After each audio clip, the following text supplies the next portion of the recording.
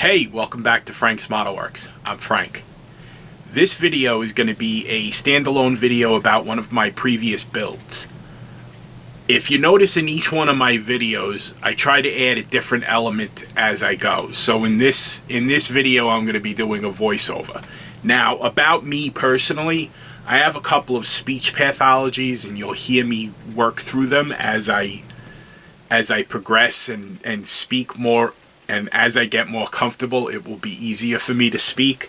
But I'm also in the process of trying to learn new skills as far as Adobe Illustrator and Premiere and Rush and Pro and all of these things, so that I can provide better content for my subscribers.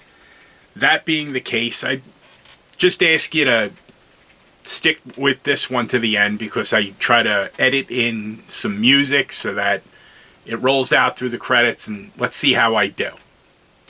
Enjoy. Few cars are more iconic in American cinematic and television history than the second-generation Dodge Charger, whose styling began with the 1968 model year and ended in 1970. Of the famous cars of this generation, none are, in my opinion, more classy than the 1968 Charger RT from the movie Bullitt, starring Steve McQueen as a San Francisco police lieutenant out for justice in the slaying of a witness under his protection. This 1968 Dodge Charger RT was built as a replica of the assassin's car from the chase scene in the movie.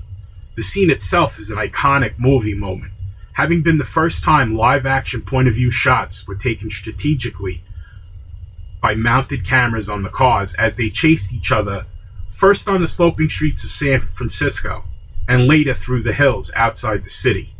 The cars used in the filming, 4 in total, 3 on camera and 1 used as a camera car, were black on black on black, meaning they had a black interior, were painted black, and they had a black vinyl top.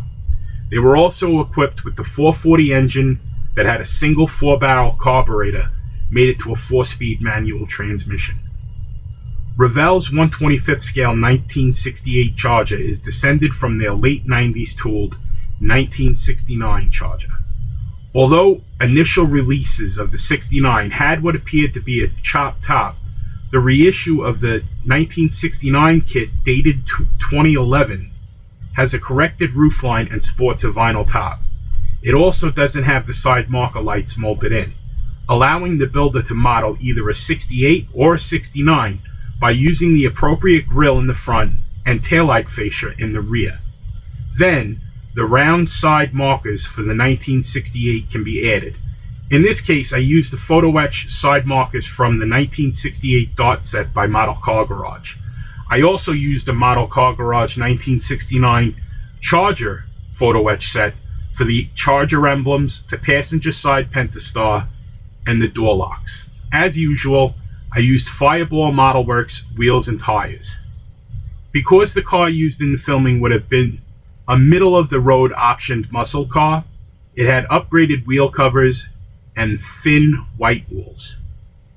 Purchasers of Hemi-powered Mopars frequently ordered their cars with Steelies and baby hubcaps with redline tires because they intended to remove those tires and wheels, bolt on day 2 tires and wheels, and hit the street or strip.